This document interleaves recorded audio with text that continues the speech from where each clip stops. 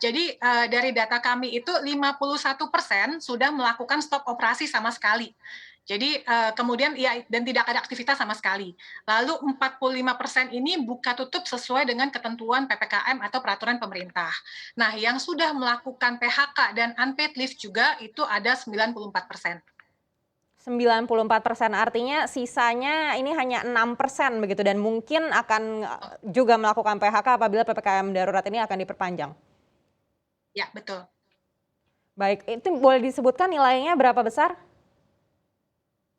Kalau dari datanya jumlah jumlah karyawannya saya tidak punya angka pasti, tapi ini dari persentase yang dilaporkan oleh anggota kami. Baik, 6% ini jumlahnya berapa ya kalau dijadikan angka begitu, ada berapa travel agent artinya yang masih bisa bertahan? Jadi 6% ini sebetulnya kebanyakan kalau kami melihat travel agent itu kan, usahanya adalah SME ya, small medium enterprise. Jadi kebanyakan mereka pun mungkin kerja dengan keluarganya sendiri, jadi tidak ada upaya merumahkan karyawannya atau mem-PHK atau meng-unpaid leave karyawannya. Kurang lebih sekitar, less than 100 travel agent, kurang Hanya dari tinggal itu. 100 kantor travel agent yang masih bisa bertahan tanpa melakukan PHK? Betul, kurang dari 100 ya, saya yakin sih kurang dari 100.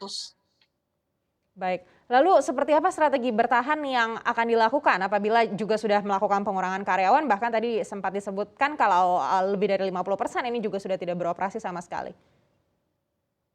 So far teman-teman travel agent dari tahun lalu ya dan masih berlangsung sampai sekarang, kita itu berusaha untuk mempertahankan bisnis kita nih, karena ini kan sudah, tourism in our blood ya.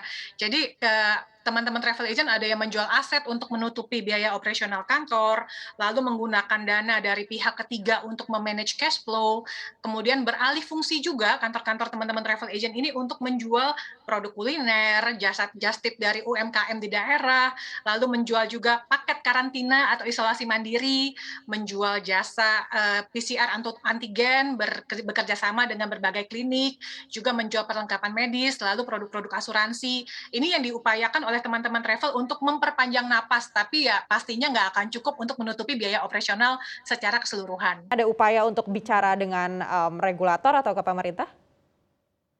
Betul sih, kalau untuk audiensi dengan pemerintah, kita masih terus beraudiensi dengan Kementerian Pariwisata dan Ekonomi Kreatif Republik Indonesia, dan kami upayakan untuk mendapatkan dana hibah yang waktu itu sudah direncanakan ada, tapi sampai sekarang kan masih belum ada dana hibah khusus untuk BPW.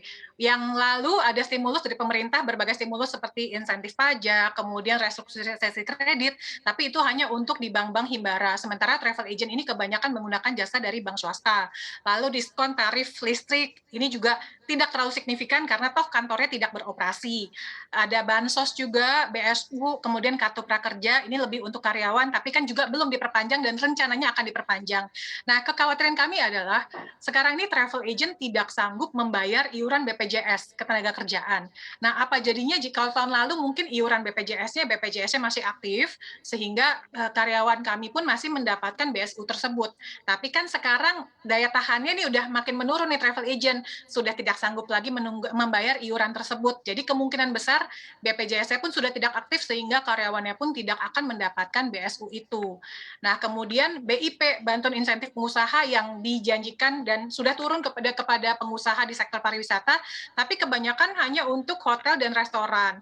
Nah, BIP ini yang kami harapkan sebetulnya dana hibah ini diberikan juga kepada BPW yang tidak hanya berlokasi di desa wisata. Karena dari Juklak Juknis yang sudah keluar bulan lalu, BIP ini hanya untuk BPW yang berlokasi di desa wisata. Nah, padahal di desa wisata itu nggak ada BPW-nya. Sebut saja dari desa Candirejo di Magelang ataupun desa Panglipuran di Bali yang paling terkenal. Di lokasi ini tidak ada BPW di sana, tapi BPW itu berlokasi di Kuta, di Sanur, atau di Jakarta malahan yang menjual paket wisata ke desa wisata tersebut.